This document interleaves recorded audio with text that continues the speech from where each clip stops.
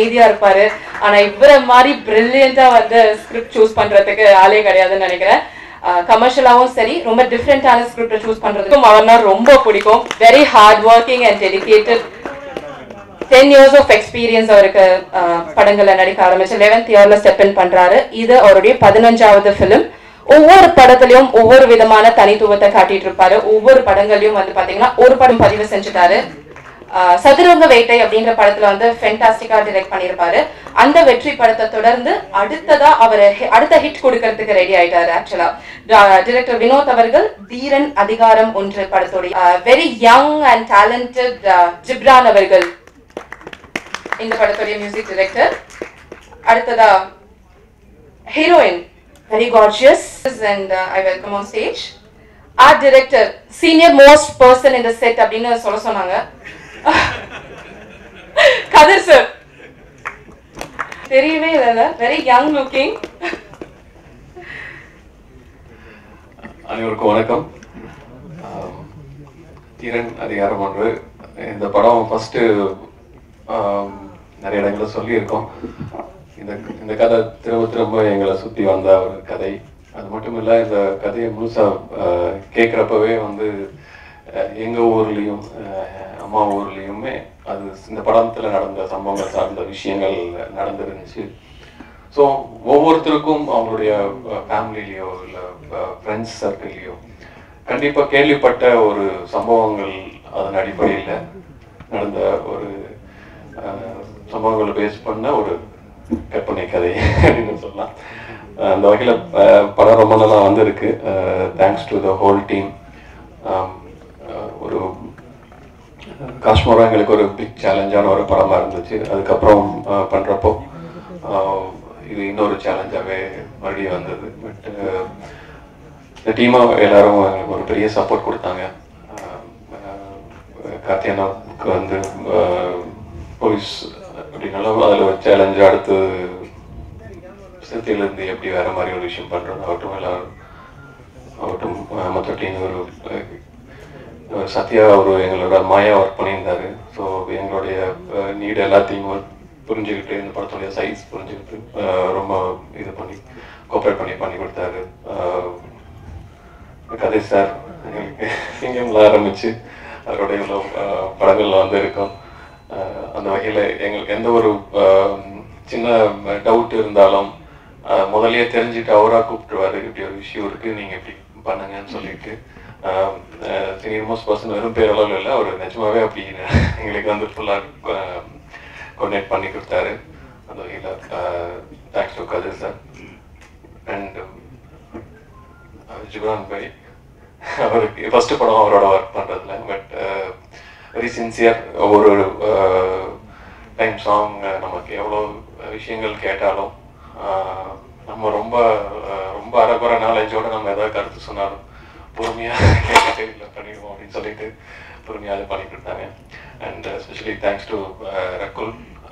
ஜென்ரலாக ஒரு ஃபியர் இருக்கும், ஒரு ஒரு தெலுங்கு இண்டஸ்ட்ரியில் ரொம்ப டாப் ஹீரோன்னு இருக்காங்க. அவங்க வந்து மறுபடியும் இங்கே வந்து பண்ணுறப்போ ஜென்ரலி ஒரு கோஆர்டினேட் பண்ணுற விஷயங்களாகட்டும், டைமிங் அண்டு பல விஷயங்களில் வந்து எந்த ஒரு ப்ரொடியூசர் சைடு எந்த ஒரு இதுவுமே வராமல் அவங்க ஈவன் சம்டைம்ஸ் அவங்கள கூப்பிட்டு கேட்டுக்குவாங்க, எனக்கு வந்து இந்த டைம் நான் வரணும், எனக்கு நீங்கள் ப்ரோக்ராம் சொல்லுங்கன்னு சொல்லிட்டு. அந்த அளவுக்கு is very sincere. So for her sincerity she will have very big and long career in both industries கண்டிப்பாக.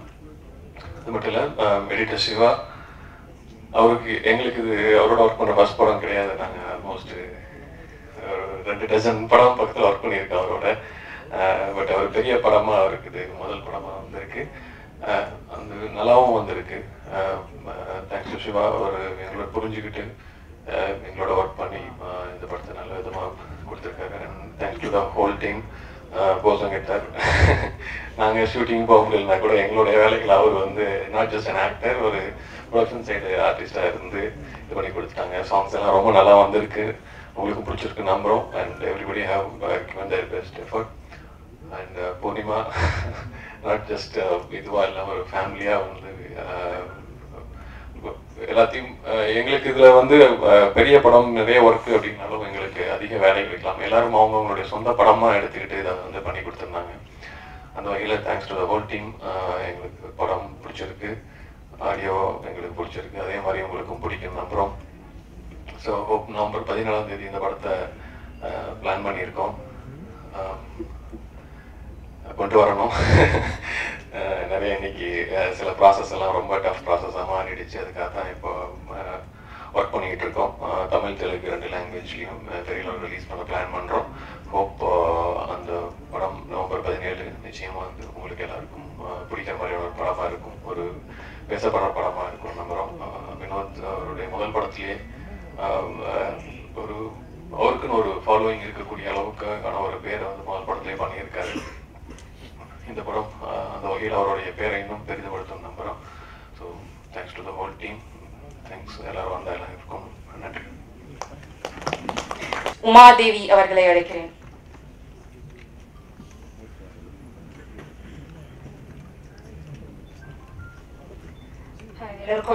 வீரனை விட தீரன் பேசப்படுவான், வெற்றியடைவான். ஏனென்றால் வீரனுக்கு உடல் பலம் இருக்கும், ஆனால் தீரனுக்கு உடல் பலமும் ஞான பலமும் இருக்கும். அந்த வகையில் தீரன் அதிகாரம் 1 மிகப்பெரிய வெற்றியடையும். என்னோட டைரக்டர் வினோத் சார் சமூகத்துக்கான ஒரு அர்ப்பணிப்பா சதுரங்க வேட்டையே அவர் பிரதிபலிச்சிருப்பாரு. அதே மாதிரி தான் அதிகாரம் 1 அப்படின்றதையும் வந்து தலைப்பாக வந்து வச்சிருக்கிறாங்க. படம் வந்து தொடங்கின அப்போவோ வினோத் சார் வந்து கூப்பிட்டுருந்தாங்க பாடல் எழுதுறதுக்கு. இந்த படத்தில் வந்து Thamarai ma'am, Rajamurugan sir, Vivek sir, Soundararajan, Ghibran sir பாடல்கள் எழுதியிருக்கிறோம். நான் ஒரு பாடல் எழுதியிருக்கிறேன், ஓசாத்தியே ஓசாத்தியே உன் காதல் குரல் என்னுள் கேட்குதே அப்படின்னு. கார்த்தி சாருக்கு இது நான் எழுதின 2வது பாடல். என்னுடைய முதல் படம் மெட்ராஸ் நானே, முதல் பாடலே கார்த்திக் சாருக்கு நான் எழுதுனது. அது மிகப்பெரிய வெற்றியும் அடைஞ்சது. அதை தொடர்ந்து நான் வந்து தீரன் படத்தில் ஓசாத்தியை வந்து பண்ணியிருக்கிறேன். ஓசாத்தியை பற்றி சொல்லணும் அப்படின்னா, அவங்ககிட்ட கேட்டார் வினோத் சார், சாத்தி அப்படின்னா என்ன அப்படின்னு. ஜிப்ரான் சார்மையும் கேட்டாங்க, சாத்தி அப்படின்னா என்ன மீனிங் அப்படின்னு. இந்த நம்முடைய தமிழ் இலக்கியத்திலையும் சரி, சொற்கள்லையும் சரி, ஆண்களுக்கான பெயர்கள் இருக்கிற மாதிரி பெண்களுக்கான பெயர்கள் வந்து ரொம்பவே வந்து குறைவு. ஆனால் சாருக்கு நான் வந்து ஒரே வரியில சொன்னேன், பேருந்து மிக்க பெண் தான் சாத்தி அப்படின்னு சொன்னேன். ஆனால் அது வந்து இந்த இடத்துல இன்னும் கொஞ்சம் விளக்கமாகவே சொல்லலாம் அப்படின்னு நினைக்கிறேன். சாத்தன் அப்படின்ற சொல் வந்து நமக்கு இருக்கு இலக்கியத்துல. சீத்தலை சாத்தன், மணிமேகலை எழுதிய ஆசிரியர் சீத்தலை சாத்தன் பத்தி தெரியும். அந்த சாத்தன் அப்படின்ற வந்து கொடுப்பவன், தன்னிடம் இருப்பதையெல்லாம் கொடுப்பவன் தான் சாத்தன். அந்த சாத்தன் என்ற சொல் தான் சாஸ்தா அப்படின்னு சொல்லி இப்பவும் வந்து சொல்லப்படுது. ஐயப்பனுக்கும் வந்து சாஸ்தா அப்படின்னு சொல்லி சொல்லுவாங்க. ஆனால் ஐயப்பனே வந்து ஒரு பௌத்தன், புத்தன் அப்படின்னு சொல்லி வந்து நம்முடைய கேரளா முன்னாள் முதல்வர் வந்து சொல்லியிருந்தாங்க. அதே மாதிரி சாத்தன் அப்படின்ற சொல்லுக்கு இணையான பெண் சொல், பெண்ணை குறிக்கக்கூடிய பெண்பாலான சாத்தி என்ற சொல்லை வந்து இதுல வந்து உருவாக்கி இதில் வந்து பயன்படுத்தி இருக்கிறோம். இந்த பாடல் மிகப்பெரிய வெற்றியடையும், ஆல்பம் மிகப்பெரிய வெற்றியடையும். ஜிப்ரான் சாரோட இதோட நான் 4வது படம் வந்து ஒர்க் பண்ணியிருக்கிறேன். முதல் படம் வந்து அதே கண்கள், அதுக்கப்புறம் மகளிர் மட்டும், அறம், இப்போ தீரன் அதிகாரம் 1. தீரன் பத்தி சொல்லணும் அப்படின்னா, புத்தா வந்து ஒரு விஷயம் சொல்வாரு, தனக்காக உழைக்கிறவன் பிணத்தின் மீது எரிகின்ற நெருப்புன்னு சொல்வாரு. ஊருக்காக உழைக்கின்றவன் குடிசையின் மீது எரிகின்ற நெருப்புன்னு சொல்வாரு. தனக்காகவும் பிறருக்காகவும் உழைக்கின்றவன் தீபத்தில் எரியும் நெருப்புன்னு சொல்வாரு. தீரன் தீபத்தில் எரியும் நெருப்பு. இந்த படம் தீரத்தில் எரியும் நெருப்பாக ஒளிர்ந்து மிகப்பெரிய வெற்றியடைய என்னுடைய வாழ்த்துக்கள். ஜிப்ரான் சார் அவரோட பணியாற்றிய அனைத்து பாடல்களுமே மிக அற்புதமான டியூன். அதில் எனக்கு வாய்த்த அருமையான ஒரு டியூன் தான் ஓசாத்தியே. ஓசாத்தியவும் மிகப்பெரிய வெற்றியடையும், ஆல்பமும் திரைப்படமும் மிகப்பெரிய வெற்றியடையும். நன்றி, வணக்கம். எவ்வளோ மேடை பார்த்தாலும் மேடை பார்த்துட்டு பதறது சார். ஃபர்ஸ்ட் அதுக்கப்புறம் தான் பேசு.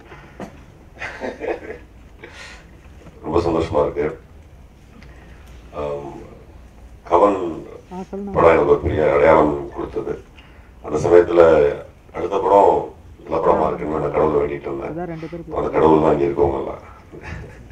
பிரபு சார்லேருந்து, பிரகாஷ் சார்லேருந்து, வினோத் சார் என்னை கூப்பிட்டு கொடுத்து அந்த ஸ்கிரிப்ட் கொடுத்து படிக்க சொன்னதுலேருந்து, அதுக்கப்புறம் ராஜஸ்தானில் போய் நல்ல வேலை சார் சொன்ன மாதிரி பிரபு சாரும் அரவிந்த் சாரும் கொஞ்சம் வர முடியாத சூழல்னால ஃபுல்லாக கார்த்தி சார் கூடவே இருந்தேன். ஒரு மிகச்சிறந்த சகோதரனை என்னால் முடிஞ்சுதான் இங்கே. அதுக்கு தேங்க்ஸ் டு உங்களுக்கு தான் நன்றி சொல்லணும். Same time cameraman Sathyan sir, அப்புறம் அங்கே இருக்க மொத்த குரூ, அவங்களுடைய உழைப்பு வந்து வார்த்தையே இல்லை. அதுவும் ராஜஸ்தான் உங்களுக்கு தெரியும் எப்படி இருக்கும், கிளைமேட் எல்லாமே ரொம்ப சந்தோஷமாக இருக்குது. ஒரு சூப்பர் படம். எனக்கு கவனுக்கு அப்புறம் ஒரு மிகப்பெரிய வெற்றி படம் இப்போ சொல்ல ஆரம்பிச்சிட்டேன். எல்லா இடத்துலையுமே தீரமதி வரும் என்று மற்றபடி அதில் வேலை செஞ்ச எல்லாருக்கும் என்னுடைய நன்றிகளையும் வாழ்த்துக்களை தெரிவிச்சுக்கிறேன். பேச வச்ச யூடியூப்ல ஹிட் கொடுத்துட்டு இருக்கக்கூடிய இப்போ இந்த படத்துக்கு எடிட்டரா ஒர்க் பண்ணியிருக்கிற சிவா நந்தீஸ்வரன் அவர்களை மேடைக்கு அழைக்கிறேன். இது என்னுடைய முதல் மேடை. இதுக்கு முன்னாடி மேடையில் பேசினது இல்லை. இது முதல் படம். இந்த வாய்ப்பளித்த பிரகாஷ் சார் பாபுக்கும், பிரபு சாருக்கும், இதுக்கு வாய்ப்பளித்த வினோத் சாருக்கும் ரொம்ப நன்றி. வணக்கம். எல்லோருக்கும் வணக்கம். தீரன் அதிகாரம் 1 பத்திரிகையாளர் சந்திப்பிற்காக வருகை தந்திருக்கின்ற பத்திரிகையாளர் நண்பர்களுக்கும், ஊடகத்திலிருந்து வருகை தந்திருக்கின்ற சகோதர சகோதரிகளுக்கும், மேடையில் அமர்ந்திருக்கின்ற அனைவருக்கும் என்னுடைய வணக்கம். இந்த படம் எனக்கு ஒரு நல்ல ஒரு அனுபவமான படமாக அமைஞ்சது. நிறைய படங்கள் பண்ணியிருக்கோம். சீனியர் டெக்னீஷியன் அப்படின்னு சொன்னது கூட ஆர்டரான 15 வருஷத்தில் ஒரு 55 படம் பண்ணியிருக்கேன். அதனால் அந்த வார்த்தை சொல்லியிருக்காங்க. தொடர்ந்து நம்ம தயாரிப்பாளர்கள் கூடவே நிறைய படங்கள் பண்ணுறதுனால அவங்களுக்கு நமக்கு ஒரு நெருக்கம் உண்டு. இந்த படம் என்னென்னா, வழக்கமாக பல ஊர்களுக்கு போவோம், பல மாநிலங்களுக்கு போவோம், ஏதோ ஒரு கொஞ்ச நாள் ஒரு பாடலுக்கோ இல்லை ஏதோ ஒரு காட்சிக்கோ அது மாதிரி போயிட்டு வந்துடுவோம். இந்த படத்தில் பெரும்பான்மையான காட்சிகள் வந்து வட மாநிலத்தில் ராஜஸ்தானில் வந்து எடுக்கப்பட்டது. ஒரு 60 நாள் கிட்ட நாங்கள் அங்கே இருந்தோம். படப்பிடிப்பு வந்து ஒரு 45-50 நாள் கிட்ட நடந்தது. எங்கள் குழுவோட நாங்கள் கொஞ்சம் முன்னாடி போயிட்டோம். டைரக்டர் என் கூட வந்துட்டார். பொங்கல் போன வருஷம் பொங்கல் கழிஞ்ச உடனே கிளம்பிட்டோம். சரியான குளிர். தை மாதத்தில் இங்கே குளிர் நமக்கு வந்து கஷ்டமாக இருக்கும். அந்த பக்கம் ரொம்ப குளிர்.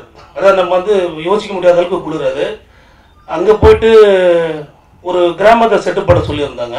எனக்கு அது பெரிய அனுபவமாக இருந்துச்சு. இங்கே நம்ம தமிழ்நாட்டில் பக்கத்தில் இருக்கிற நம்ம தென் மாநிலங்களில் நிறைய வேலைகள் பார்த்துருக்கோம். அங்கே போயிட்டு ஒரு சண்டை காட்சிக்காகவும் சில முக்கிய காட்சிக்காகவும் ஒரு கிராமத்தையே செட்டு போட சொல்லியிருந்தாங்க. ராஜஸ்தானுடைய கிராமம். அந்த வீடுகள்லாம் வந்து ஒரு டைப்பாக இருக்குது. அங்கே இருக்கிற கிடைக்கிற மண், கிடைக்கிற கல், அங்கே கிடைக்கிற குச்சி மரம், நம்ம இங்கே பயன்படுத்துகிற வயல் மாதிரி அங்கே ஒரு விதமான ஒரு ஒரு பயிர் விளைஞ்சிருக்கு. அந்த பயிரில் இருக்கிற விஷயங்களை வச்சு பண்ண ரொம்ப யதார்த்தமான கிராமங்கள் செட்டுப்படுறது ரொம்ப கஷ்டம். மாடர்னான செட்டுப்படுறது ரொம்ப ஈஸி. ஏன்னா எல்லா பொருளும் கடையில் கிடைச்சிடும். கிராமத்தில் வீடு கட்டினோன்னா எல்லா பொருளும் கடையில் கிடைக்காது. அது நம்மளே போய் தேடி போய் பிடிச்சி வாங்கி அது பண்ணணும். அந்த இடத்துல அங்கே போனால் மொத்தமாக ஹிந்தி ஊர். அது இங்கிலீஷ் இருந்தால் கூட ஏதோ கொஞ்சம் பேசி சமாளிக்கலாம். ஹிந்தி சுத்தமாக நம்மளுக்கு வராது. அது இல்லாமல் அங்கே இருக்கிறவங்க ஹிந்தியும் தெரியும் மட்டும் வேற ஒரு மொழி பேசுகிறாங்க. கேட்டால் ராஜஸ்தானி அப்படின்றாங்க. நம்மளுக்கு அப்போ தான் புரியுது, இங்கேயும் ஊருக்கு ஒரு மொழி இருக்குது போல இருக்குது. நம்ம மொத்தமாக வட இந்தியாவில் ஹிந்தி நினச்சிட்டு இருக்கிறோம். அது இல்லை அப்படின்றது அங்கே போன பிறகு தான் நம்மளுக்கு தெளிவாகுது. அது இல்லாமல் அங்கே போனால் அப்புறம் அங்கே வந்து லோக்கல் மேனேஜர்ஸ்னு கொஞ்சம் பேர் கொடுத்தாங்க. அவங்களுக்கும் நம்ம ஏபிசி தெரியுதுன்னா அவங்களுக்கு ஏபி மட்டும் தான் தெரியுது. அந்த அளவுக்கு அவங்களுக்கு இங்கிலீஷ் தெரியுது. அது மாதிரி அவங்களுக்கு வச்சுக்கிட்டு நானே டிராக்டரில் போய் நானே அங்கே இருக்கிற கட்டெல்லாம் வெட்டி எனக்கு பெரிய ஒரு அனுபவமாக இருக்குது. இங்கெல்லாம் உட்காந்த இடத்துல ஒரு வேலை பார்த்துருவோம், சொல்லிடுவோம், லிஸ்ட் கொடுத்துருவோம், வாட்ஸ்அப் பண்ணுவோம், மெயில் அனுப்பிச்சு ஒன்று நடந்துடும். அங்கே எதுவுமே அந்த அந்த இப்போ நம்ம பயன்படுத்துகிற எந்த விதமான தொழில்நுட்பங்களுக்கும் அந்த ஊர் மக்களுக்கு ரொம்ப சம்மந்தமில்லாத இடத்துல இருக்கிறாங்க. அங்கெல்லாம் போன பிறகு தெரிஞ்சு தமிழ்நாட்டில் எவ்வளோ நம்மளாம் ரொம்ப தெய்வமாக வாழ்ந்துன்னு இருக்கிறது ரொம்ப சந்தோஷம். உண்மையான நானே இங்கே வந்து என்னடா ரொம்ப பின்தங்கி இருக்குமே நினச்சின்னு இருப்போம். அங்கெல்லாம் பண்ண பிறகு பரவாயில்ல, நம்மளும் ரொம்ப முற்போக்காக இருக்குமேன்னு ஒரு நம்பிக்கை வந்தது நமக்கு. அதனால் அங்கே எந்த டெக்னிக்கலான விஷயத்தையும் பயன்படுத்த முடியல. நேரடியாக சொல்லணும், இல்லை நம்மளே போய் நானே டிராக்டர்லேயே போயிட்டு அங்கே இருக்கிற அந்த வைக்க மாதிரி ஒரு பொருளெல்லாம் வட்டிக்கிட்டு எடுத்துன்னு வந்து அந்த இதெல்லாம் பண்ண ரொம்ப சேலஞ்சாக இருந்த வேலை. அதே மாதிரி இன்னும் நிறைய இப்போ நீங்கள் அந்த பஸ்ஸு இது ஒன்று பார்த்துருப்பீங்க. அது ரொம்ப டெக்னிக்கலாக பண்ணியிருந்தோம். அதே மாதிரி அங்கேயே ஒரு வெள்ளர் கட்டு போயிட்டு 2 பஸ் அங்கே இருக்கிறவங்களை பிடிச்சி வாங்கி அந்த பஸ்ஸை மொத்த டாப்பெல்லாம் கழட்டி அது நிறைய ஃபைட் மாஸ்டர் நிறைய வேலைகள் சொல்லியிருந்தாரு. அந்த வேலைகள்லாம் செஞ்சு முடிச்சு ஷூட்டிங் நடந்தது.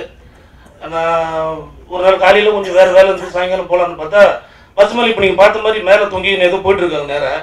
நான் டைரக்டர் போட்டு என்னங்க ரூப்பெல்லாம் மேலே போகிறாங்களே எல்லாம் பாதுகாப்புலாம் சரியா இருக்காண்ணா டாக்டர் அண்ணா சும்மா நான் கார்த்தி சார் மேலே போகிறது அப்படின்னாரு. ஐயோ அப்படின்னு பார்த்தா அவரு தான் மேலே பறந்துன்னு இருக்காரு ரொம்ப தூரமாக. எனக்கு ரொம்ப ஆச்சரியமாக இருந்தது. வழக்கமாக டூப்பு வச்சு மேனேஜ் பண்ணுவாங்க. நான் உண்மையை சொல்கிறேன், அவருக்கு சொல்கிறது ஒன்றும் இல்லை, நான் பார்த்து வேந்து அந்த இடத்துல ரொம்ப தூரமாக நடந்துட்டு இருந்தது. அது என்னங்க அவரே வச்சிருக்கீங்க, இல்லை அவரே போகிறோன்னாரு அப்படின்னு ஒரு டென்ஷனாக இருக்கிறோம் அப்படின்னு ரொம்ப ஆபத்தான ஒரு சூழல் அது. அப்படி ஒரு கண்ணு கட்டின தூரம் நீளமாக இருக்கிற ஒரு பாதை ரொம்ப வேகமாக போயின்னு இருக்கிற 2 பஸ் மேலே பெரிய ஒரு ஆக்சிடென்ட் சீக்வன்ஸ் நடக்குது. கார்த்தி சாரை நேரடியாக இறங்கி பண்ணி இருக்கிறது எனக்கு ரொம்ப ஆச்சரியமாக இருந்து பார்த்து. ஏன்னா நிறைய படங்களை வேலை பார்க்குறோம், அது எவ்வளோ விஷயங்கள் வந்து மேனேஜ் பண்ணுவாங்க, அது எதுவும் இல்லாமல் நேரடியாக அவரே ரொம்ப தைரியமாக இறங்கி பண்ணிட்டு ஃபைட் மாஸ்டரும் அது வந்து அவரும் ஒரு டென்ஷன் தான் இருந்தார். அவரும் போயிட்டாருண்ணா அப்படின்னு சொல்லிட்டு உட்காந்து பார்த்து நல்லபடியாக இது மாதிரி ஒரு நிறைய வேலைகள். சதுரங்க வேட்டை படம் வந்து நான் தான் பண்ணேன். அந்த படத்தில் வந்து கன்ஃபார்ம் பண்ணும்போது அந்த படத்தோட தயாரிப்பாளர் வந்து மனோபல சொல்லிட்டு நீ வராதுரா, நீ வந்து எனக்கு செலவு வைப்ப, நீ ஃபோனில் மட்டும் வேலை செஞ்சு கொடுங்க படத்துக்கு அப்படின்னாரு. அதே மாதிரி வினோத்தை வந்து கேட்குறப்ப மட்டும் வாங்கினா அப்படின்னு சொல்லி எனக்கு வேலை செய்யாத வச்சாங்க அந்த படத்தில். அந்த கோபம் என்னமோ தெரியல, இந்த படத்தில் வினோத் சார் வந்து என்னை வந்து வச்சு செஞ்சுட்டாரு. ஏகப்பட்ட வேலை. ஃபர்ஸ்ட் நாள் ஷூட்டிங்கு 5 இடத்துல ஷூட்டிங்கு. முதல் நாள் உயம்சல் ஆரம்பிச்சது அப்படி ஒரு செட்டப், இங்கே ஒரு வேலை அங்கே ஒரு வேலை அங்கே ஒரு வேலை அங்கே ஒரு வேலைன்னு பெரிய எனக்கு இந்த விதத்தில் எனக்கு பெரிய ஒரு அனுபவமாக இருந்தது. நிறைய செலவு இந்த படத்தில் வந்து என் சைடில் நிறைய செலவு பண்ணாங்க. தயாரிப்பாளர்கள் எனக்கு ஒரு நல்ல வேலை ஏதோ ஒரு தொடர்ந்து அவங்களோட படம் பண்ணதுனால ஒரு புரிதல் இருந்ததுனால நம்மளுக்கு தேவைன்றது எந்த நேரத்துலையும் அவங்ககிட்ட வந்து இரவு பகல் பார்க்க பேசுறதுக்கு வாய்ப்பு கொடுத்தாங்க. அதே மாதிரி நான் தேவை அப்படின்றது கேட்டது வந்து உடனே செஞ்சுக்கங்க சார், நல்லபடியாக பண்ணி கொடுங்க, நல்லபடியாக பண்ணி கொடுங்கன்னு தான் சொன்னாங்க. நல்லா நம்ம வந்து அந்த கதைக்கு என்ன தேவையோ அந்த அளவுக்கு வந்து இந்த படத்தில் வந்து வேலை செஞ்சுருக்கோம். கேமராமேன் வந்து சத்யா வந்து என்னுடைய கல்லூரி மாணவர், ஓய்வு கல்லூரியோட மாணவர், எனக்கு ஜூனியர்ன்றதுனால அவர் கூட வேலை செய்யறது ரொம்ப ஈஸியாக இருந்தது. ஏன்னா வழக்கமாக நாங்கள் தான் வரைஞ்சி ப்ரொடியூசர் காட்டுவோம், டேரக்டர் காட்டுவோம், ஓகே வாங்குவோம். அந்த பதிவில் அவரே செஞ்சுட்டாரு. டக்குன்னு ஒரு விஷயம் டக்குன்னு அப்படியே எடுப்பார், வரைவார். நாங்கள் 2 பேர் பேசல, அவங்க டைரக்டரோட பேசிப்பாங்க, அவங்க ப்ரொடியூசரோட பேசிப்பாங்க. எனக்கு வேலையாக மட்டுமே வராது, ரொம்ப ஈஸியாக இருந்தது. ரொம்ப நல்லா பண்ணியிருக்காரு படத்தை. 2 விஷயங்களை பார்த்து நான் ஒரு நல்லா வருவார் அவர்.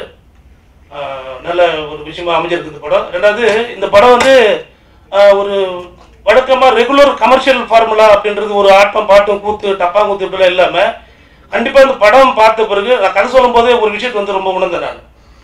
ஒரு அபாயம் நம்ம கண்ணுக்கு தெரியும். அந்த கதை கேட்டு முடிச்ச பிறகு ஒரு அபாயம் ஒன்று தெரிஞ்சது எனக்கு. ஒரு நிமிஷம் 2 நிமிஷம் இருந்து இந்த கதை கேட்டு முடிச்ச பிறகு அது வந்து இந்த படத்தில் ரொம்ப நல்லா வந்திருக்குன்றது என்னோட நம்பிக்கை.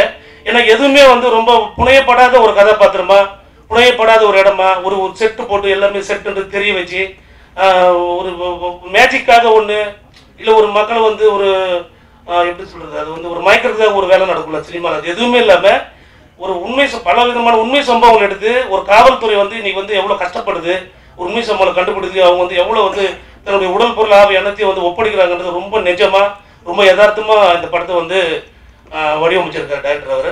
அதே மாதிரி இப்போ கூட நடித்த நடிகர்கள் எல்லாரும் கார்த்தி சார் ஆகட்டும், கதாநாயகெல்லாம் ரொம்ப குடும்ப பொண்ணாக இருந்தாங்க. இதில் வந்து ஒரு காதல் பகுதி இருக்கும், ஒரு கணவன் மனைவியோட ஒரு பகுதி இருக்கும். அதில் வந்து எனக்கு அவ்வளோ நுணுக்கமான ஒரு வேலைகள் இருந்தது. ஒரு பக்கம் இங்கே ராஜஸ்தானில் கிராமம், இன்னும் பெரிய பெரிய செட்டுகள், இது ஒரு பக்கம் வேலை நடந்துட்டு இருக்கோம். இங்கே வந்து ஹீரோயினோட வீட்டில் வந்து அவங்க வந்து ஒரு கலை ஆர்வம் உள்ள ஒரு பெண்ணு, படம் வரைவாங்க, கையில் ஏதாவது ஒரு கிராஃப்ட் வேலை ஒன்று செய்வாங்க. அது மாதிரியான ஒரு மென்மையான ஒரு வேலை இருக்கும். அவங்க வீடு முழுக்கவே அது மாதிரியான வேலைகள் இருந்தது. அந்த இடத்துல வந்து இந்த பக்கம் ஒரு ஆக்ஷன் சீக்வன்ஸாக இருக்கட்டும், இந்த பக்கம் ஒரு குடும்ப பங்கான சூழ்நிலையாக இருக்கட்டும், இந்த படம் வந்து 2ம் கலந்து ஒரு மிகப்பெரிய நல்ல எல்லா மக்களும் ஏகோபித்து பார்க்கக்கூடிய படமாக வரும் என்பது என்னுடைய நம்பிக்கை. வாய்ப்பாளர்களுக்கு நன்றி கூறி வணக்கம். எல்லாருக்கும் வணக்கம். நான் ரொம்ப புதுசு ஆக்சுவலி. தேங்க்யூ. ஏன்னா முதல்ல இந்த பாடலை இந்த திரைப்படத்தில் நான் எழுதுவேன் அப்படிங்கிற ஒரு நம்பிக்கை கிடையாது எனக்கு. ஜிப்ரான் சார் வந்து ஃபர்ஸ்ட் இந்த மாதிரி வினோத் சார் தெரியுமான்னு சொல்லி கேட்டு, இந்த மாதிரி எனக்கு எதுவுமே தெரியாது, சதுரங்க வேட்டை படம் பார்த்துருக்கேன், அது வினோத் சார் தான் பண்ணார்ல எனக்கு தெரியாது.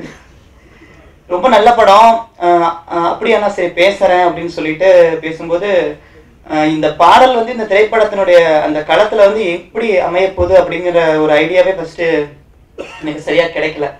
ஏன்னா ஜிப்ரான் அவர்களை பொறுத்தவரை அவர் வந்து ரொம்ப தெளிவா இருந்தாரு. இது ஒரு தொழிலிசை பாடலா இருக்கும், அதே சமயத்தில் வந்து அந்த தொழிலிசை பாடல் வந்து வழக்கமா வந்திருக்கக்கூடிய பாடலாம் இருக்கவே கூடாது அப்படிங்கிறதுல ரொம்ப உறுதியா இருந்தார்.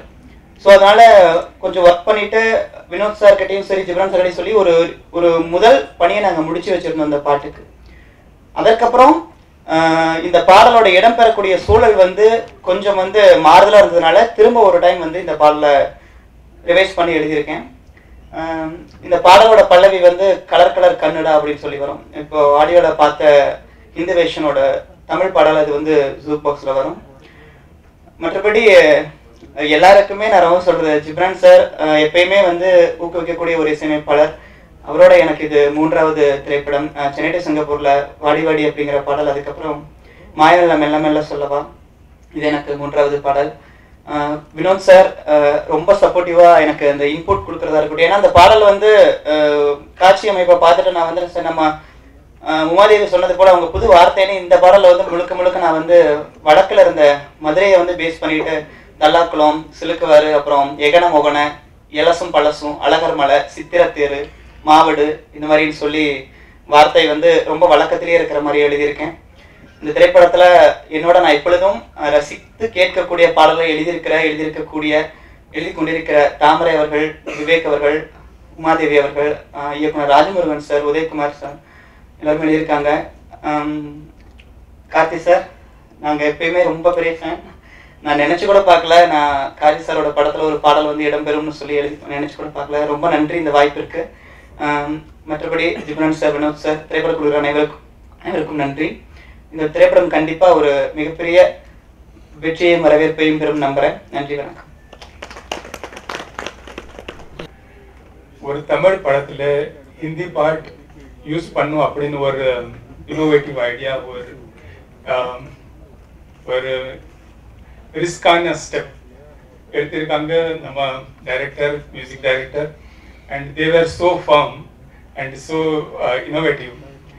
தமிழ் படத்துல ஒரு ஹிந்தி பாட் அது சிச்சுவேஷன் ஏற்ற மாதிரி எடுத்துட்டு நல்லபடியாக கொண்டு வந்திருக்கோம். இப்போ ட்ரெய்லர்ல கூட நம்ம ஒரு கிளாஸ் பார்த்தோம். அண்ட் இன்ஃபேக்ட் இந்த பாட்டு விஷயமா டைரக்டர் வினோத் சாரோட, மியூசிக் டைரக்டர் ஜிப்ரான் சாரோட நல்ல சிட்டிங்ஸ் நடந்தது. அண்ட் அவங்க சிச்சுவேஷன் சொன்ன மாதிரி நான் ஓரளவுக்கு கொண்டு வந்திருக்கேன்னு நினைக்கிறேன். எனிவே டெஃபினெட்லி தமிழ் ஆடியன்ஸ் இந்த பாட்டு ரொம்ப நல்லா ரசிப்பாங்க. அண்ட் தமிழ் படத்துல ஹிந்தி பாட்டுன்னு ஒரு புதுமையான பாதை உருவாக்கும்னு எதிர்பார்க்குறேன். Thank you so much. நன்றி. வணக்கம். சார் பிரபு சொன்ன மாதிரி இந்த ப்ரொடக்ஷன்ல ஒர்க் பண்ணது எனக்கு வெளியே ஒர்க் பண்ண மாதிரி இல்லை. It was like family, and I think I should thank the entire production team who made all of us feel like it was an entire team. இந்த படத்தோட காஸ்டியூம்ஸ்க்கு பின்னாடி நான் ஒருத்தி மட்டும் கிடையாது. நான் ஸ்டைல் கார்த்தினா, எங்களோட சீஃப் காஸ்டியூமர் பெருமாள் செல்வம் அண்ணா, அவர் தான் இந்த படத்தோடைய என்டையர் லுக் எல்லாத்துக்கும் அவர் பின்னாடி இருந்தார். அவர் தான் ஃபர்ஸ்ட். கார்த்தினாக்கு நான் பண்ணியிருக்கேன். அண்ட் ரகுல்க்கு Neerja Kona from Hyderabad. So it's a team effort. எனக்கு மட்டும் கிரெடிட் கொடுக்குறது it's not right. So I think I should mention the team. It's come out very well. And director Vinod and DOP Sathya என்னை ஃபர்ஸ்ட் மீட் பண்ணி when they've completely gone through the script and explained the look of the film, I'm extremely happy that they've stuck to what they said. முதல்ல சொன்ன ஒரு விஷயத்துக்கு left right எங்கேயுமே போகாம அந்த ஒரு ஃபோக்கஸ் கொடுத்து அந்த ட்ரஸ்ட் கொடுத்து கம்ப்ளீட் பண்ண ஒரு I think it's the biggest thing for a technician to go through because no confusion was there and it was a very smooth journey. And இந்த படம் வந்து ஒரு it's based on true stories. So we also try to keep it very real. இதை ரொம்ப கிளாமரைஸ் பண்ணி இது சினிமேட்டிக்காக பண்ணணும், exaggerate பண்ணணும், அந்த மாதிரிலாம் ஒன்றும் இல்லை. So I think it's a very real effort. And all the best to the team, and it's going to be a good movie. Thank you. அனைவருக்கும் வணக்கம்.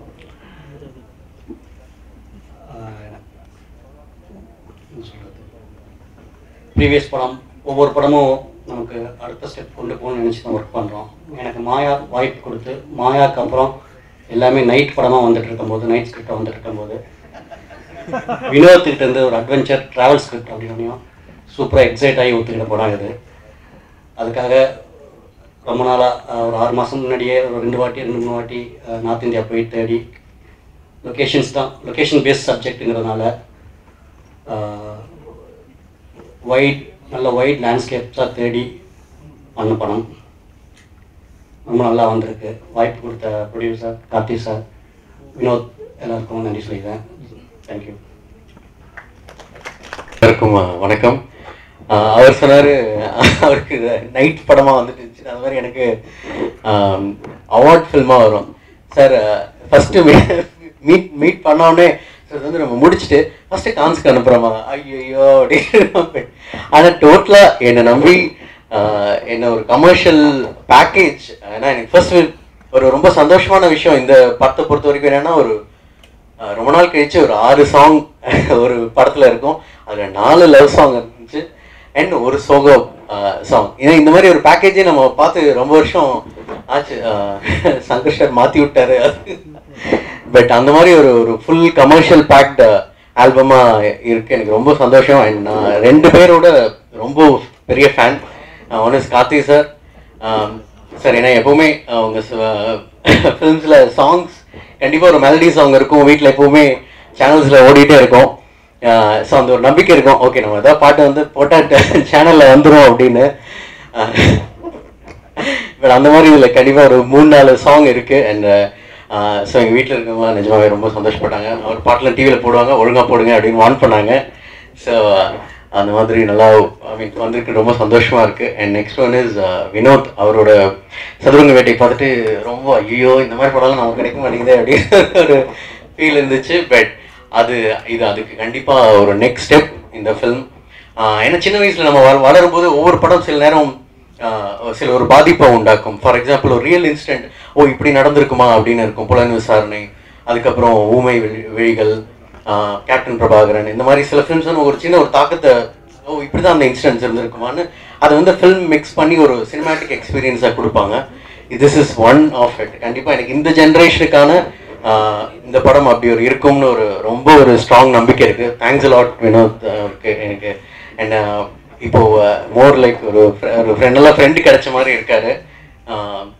தென் லாட் ஆஃப் திங்ஸ் என்னென்னா இப்போ இருக்க டிக்கெட் ப்ரைஸஸ் எல்லாத்துலேயுமே தேடி வச்சு பார்க்கும்போது நம்ம தேட்டர் போகும்போது மோர் தேன் ஒரு dramatic experience, what we are looking for is a cinematic experience. Because அந்த ஸ்க்ரீனில் என்ன எவ்வளோ நேரம் நீங்கள் ஹூக் பண்ணுறீங்கன்னு.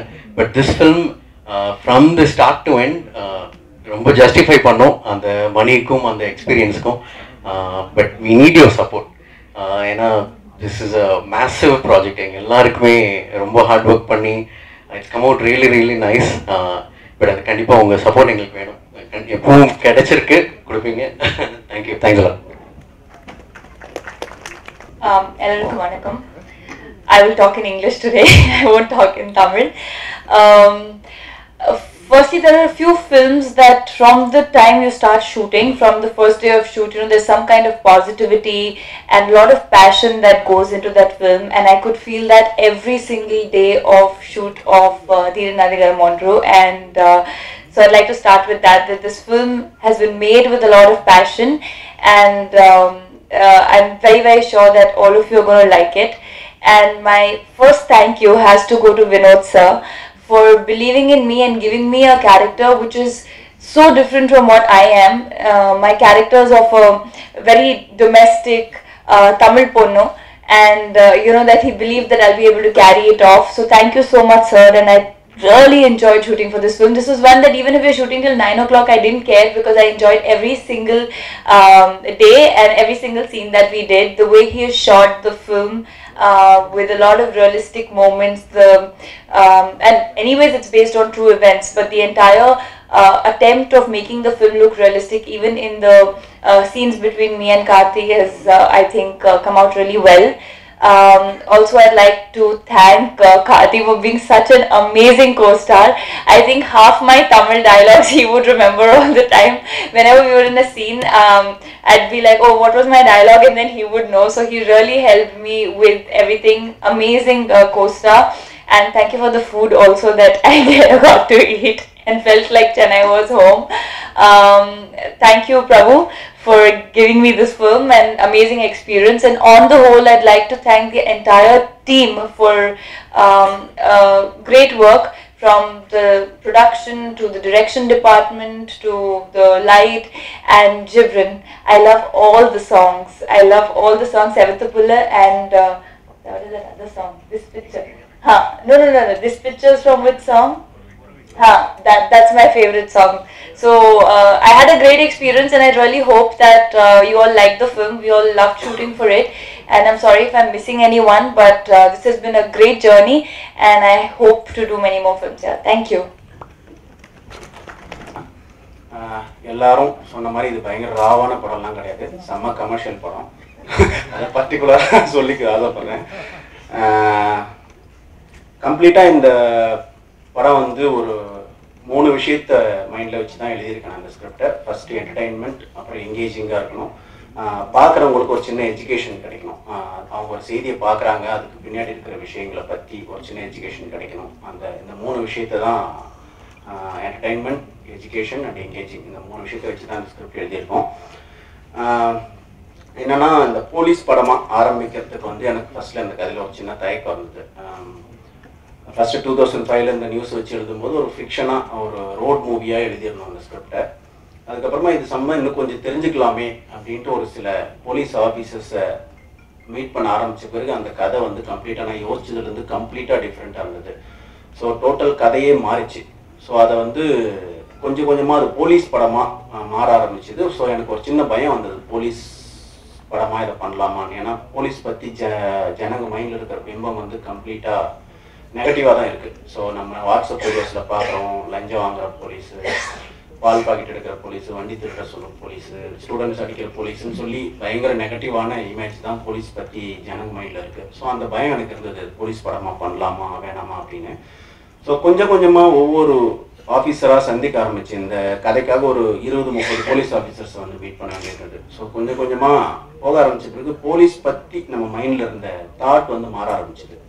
ஸோ இதை ஏன் ஜனங்களுக்கு கடத்தக்கூடாது, அவங்க மைண்டில் போலீஸ் பற்றி ஒரு பிம்பம் இருக்குது, அது கரெக்டான பிம்பம் இல்லை. அதுக்குள்ளே வந்து எப்படி ஒரு சினிமாவில் நல்லவன் கெட்டவன் இருக்கானோ, ப்ரெஸ்ஸில் நல்லவன் கெட்டவன் இருக்கானோ, ஒரு பொலிட்டீஷியனில் வந்து நல்லவன் கெட்டவன் இருக்கானோ, அதே மாதிரி போலீஸ்லையும் இருக்காங்க. ஸோ இது நல்ல போலீஸ் பற்றின படம். ஸோ அதனால் அப்படி ட்ரீட் பண்ணலாம் அப்படின்னு சொல்லி ஒரு நல்ல போலீஸ்காரனை பற்றின படமாக இதை வந்து எழுத ஆரம்பித்தேன். ஸோ ரொம்ப நல்லா வந்தது. அதுக்கப்புறம் கார்த்தி சார் எல்லாருக்கும் பிடிச்சிது. ஸோ இதை எழுதி முடித்த பிறகு எங்களுக்கு இருந்த பயங்கரமான சேலஞ்சுனா இதோட காலம் 95 2005 வரைக்கும் நடக்கணும் இந்த கதை. ஸோ கம்ப்ளீட்டாக லொக்கேஷன் மாறி இருந்தது, பயங்கர குளோபலைஸ்டான மெட்டீரியல்ஸ் வந்துருச்சு. எங்கே கேமரா வச்சாலும் ஒரு செல்ஃபோன் டவர் இருக்கும், ஒரு ஏர்டெல்லில் 4G கிட்ஜின்னு அப்டேட்டடாக இருக்கும், கம்ப்ளீட்டாக அப்டேட்டடாக இருந்துகிட்டே இருக்கும். ஸோ அதை மேட்ச் பண்ணுறது வந்து பயங்கர சிரமமாக இருந்தது. ஸோ அதுக்கான லொக்கேஷன்ஸ் தேடுறது, இந்தியா ஃபுல்லாக அலைஞ்சி தேடினது, தமிழ்நாட்டுக்குள்ளே வந்து அந்த குளோபலைஸ்டு ஆகாத இடங்களாக தேடி பண்ணுறதுன்ற பயங்கர சேலஞ்சஸ் இருந்தது. அதுக்கு வந்து ப்ரொடக்ஷன் சைடும் கேமராமேன் மற்ற எல்லா சைட்லேருந்தும் பயங்கர சப்போர்ட் கிடச்சிது. கதிரண்ணன் வந்து அந்த ப்ராப்ளத்தை வந்து பெரும்பாலும் வந்து சால்வ் பண்ணி கொடுத்தாரு. ராஜஸ்தானில் போய் செட் ஆகட்டும், எல்லாமே லாஸ்ட் மினிட்ல தான் பிளான் பண்ணோம். வில்லேஜ் செட் ஆகட்டும், பஸ்ஸு, அந்த மாதிரி விஷயங்கள் எல்லாமே லாஸ்ட் மினிட்ல தான் முடிவு பண்ண முடிஞ்சுது. ஆனால் அதில் இருக்கிற ப்ராக்டிக்கல் டிஃபிகல்ட்டிஸை வந்து ஈஸியாக சால்வ் பண்ணி கொடுத்து அதில் சேஃப்டியும் பண்ணி கொடுத்து எல்லாருமே ரொம்ப ஹார்ட் ஒர்க் பண்ணி இந்த படத்தை கொண்டு வந்திருக்கோம். ஸோ இது வந்து கண்டிப்பாக பெண்கள் பார்க்கணும்னு நினைக்கிறேன் இந்த படத்தை நான். ஏன்னா பார்க்கறதுக்கான முக்கியமான விஷயம் வந்து இந்த படத்தில் இருக்குது, பெண்கள் சம்மந்தப்பட்ட படமாக இருக்கும் இது. ஸோ கம்ப்ளீட்டாக இது வந்து பயங்கர கமர்ஷியலாக என்டர்டைனிங்காக இருக்கும். ஸோ எல்லாரும் இந்த படம் பிடிக்கும்னு நம்புகிறேன். Thanks for coming. தேங்க்யூ. அந்த ஃபைட் மாஸ்டர் சொல்லுவார். எல்லாருக்கும் வணக்கம், வெரி குட் மார்னிங். யார் அது? டீமுக்கு என்னுடைய வணக்கம். வந்திருக்கிற பத்திரிகை நண்பர்கள், தொலைக்காட்சி நண்பர்கள் எல்லாருக்கும், புகைப்பட நண்பர்கள் எல்லாருக்கும் பெரிய வணக்கம். ஒவ்வொரு படம் கதை தேர்வு பண்ணும்போதும் அந்த படம் ஒவ்வொரு ஸ்டேஜாக வந்து யார் கேமராமேன், அதை அடுத்ததுக்கப்புறம் யார் இந்த படத்தில் நடிக்க போகிறாங்க, யார் எடிட்டராக இருக்க போகிறாங்கன்னு ஒவ்வொன்றா முடிவு பண்ணி வர்றது வந்து ஒவ்வொரு வாட்டி சவாலாக தான் இருக்குது. ஸோ ஓரளவு கற்றுட்டோம்னு நினைக்கிறப்போ இல்லை, ஒரு புது கதை வரும்போது அந்த கதை வந்து மறுபடியும் சவாலாக தான் இருக்குது. புது புது விஷயங்கள் மறுபடியும் கற்றுக்க வேண்டியதாக இருக்குது. இந்த படம் வந்து எப்படி எக்ஸ்பிளைன் பண்ணுறதுனா, என் ஃப்ரெண்ட் ஒருத்தர் இருக்கான், நிறைய இந்த பேரலல் வேர்ல்டு பற்றி படிப்பான். அவன் சொல்லுவான், நம்ம ரோட்டில் போயிட்டு இருக்கும்போது எல்லாருடைய கண்ணும் நம்மளை வந்து நம்ம கண்ணில் பார்க்க மாட்டோமா. ஒருத்தர் எங்கேயோ பார்த்துட்டு இருப்பாங்க, யாராவது ஒருத்தர் மட்டும் தான் நம்ம கண்ணை கரெக்டாக பார்ப்பாங்க. அவங்க கிட்ட போய் நீ பேசுனா உனக்கு அவன் வாழ்க்கைக்கு தேவையான விஷயத்தை அவங்க சொல்லுவாங்க அப்படின்னு சொல்லுவாங்க. ஸோ அந்த மாதிரி சில பேர் வந்து நம்ம அடிக்கடி மீட் பண்ணிகிட்டே இருப்போம். அந்த மாதிரி இந்த கதை, இந்த இன்சிடென்ட் வந்து எனக்கு மறுபடியும் வந்துட்டே இருந்திருக்கு. சிறுத்தை படத்துக்காக ரிசர்ச் பண்ண போகும்போது ஃபர்ஸ்ட் டைம் வந்து போலீஸ் ஆஃபீஸராக நடிக்கிறோம். ஒரு போலீஸ் ஆஃபீஸர் மைண்டில் என்ன இருக்குன்னு தெரிஞ்சுக்கணும். கமர்ஷியல் படம் தான், ரீமேக் படம் தான், இருந்தாலும் நம்ம புரிஞ்சுக்கிட்டு பண்ணணுங்கிறதுக்காக சில ஆஃபீஸர்ஸை மீட் பண்ணேன். அப்போ இந்த கேஸ் பற்றி என்கிட்ட ரொம்ப டீட்டெயிலாக சொல்லியிருந்தாங்க. அதை மறந்துட்டேன். அதுக்கப்புறம் 5-6 வருஷம் ஆச்சு. திரும்பவும் அதே கதை வந்து வினோத் இந்த படத்தில் இந்த இன்சிடென்ட்டை சொல்லும்போது இந்த கதை எனக்கு தெரியுங்கன்னு சொன்னேன், ஒரு கதை ஆரம்பிக்கிறக்கும் போது. ஸோ திரும்பியும் வருதேங்கும் போது அதுவே எனக்கு இன்ட்ரெஸ்டாக இருக்குது. ஒரு விஷயம் நம்மளை மறுபடியும் தேடி வர்றது, இந்த நம்ம மகதீரில் ராஜமௌலி சார் படத்தில் வர மாதிரி தொட்ட உடனே ஷாக் அடிக்கிற மாதிரி திரும்ப வருதுன்னு ஃபீலிங்கில் இந்த படத்தை மிஸ் பண்ணிடக்கூடாதுன்னு நினச்சேன். இன்னொரு முக்கியமான விஷயம், சதுரங்க வேட்டை ரொம்ப பிடிச்ச படம். ரீசெண்ட் டைமில் வந்து ரொம்ப என்ஜாய் பண்ண படம். அவ்வளோ இன்ஃபர்மேட்டிவாக இருந்தது. நம்ம சுற்றி இருக்கிறவங்க ஏமாந்த கதைகள் அவ்வளோ கேள்விப்பட்டிருக்கோம். டே ஆடிக்காரன் போறாண்டாமாங்க, அவன்கிட்ட ஊரில் இருக்கிற காசை பூரா வாங்கி அவன் ஆடிக்காரன் வாங்கிட்டானா. அது அவங்க ஊருக்குள்ளேயே இருக்கான், ஆனால் அவங்களால ஒன்றும் பண்ண முடியல. ஸோ இந்த மாதிரி நிறைய இன்சிடென்ட்ஸ் கேள்விப்பட்டிருக்கோம். அது எல்லாருக்குமே வந்து ஒரு ஷாக் கொடுக்குற மாதிரி ஒரு படமா இருந்துச்சு. அதே டைம்ல அந்த படம் வந்து அப்படி ஏமாத்திட்டே வாழ்ந்துட முடியாது அப்படிங்கிறதையும் சொல்லிச்சு. ஒருத்தன் அப்படியே வாழ்ந்துட்டே இருந்தால் நிம்மதியாக நீ வாழ்ந்து சந்தோஷமா இருந்துட முடியாது, நீ நல்வழிக்கு வரலன்னா நீ நிம்மதியாக இருக்க முடியாது அப்படிங்கிறது இந்த படம் சொல்லிச்சு. அதான் ரொம்ப முக்கியமா இருக்கு. ஏன்னா நடுவில் வந்த நிறைய படங்கள் நான் பார்த்தப்போ வந்து அடுத்தவங்க சேட்டையை போட்டு சந்தோஷமா எஸ்கேப் ஆகி கோவால போய் செட்டில் ஆகலான்ற மாதிரி நிறைய படங்கள் வந்துச்சு.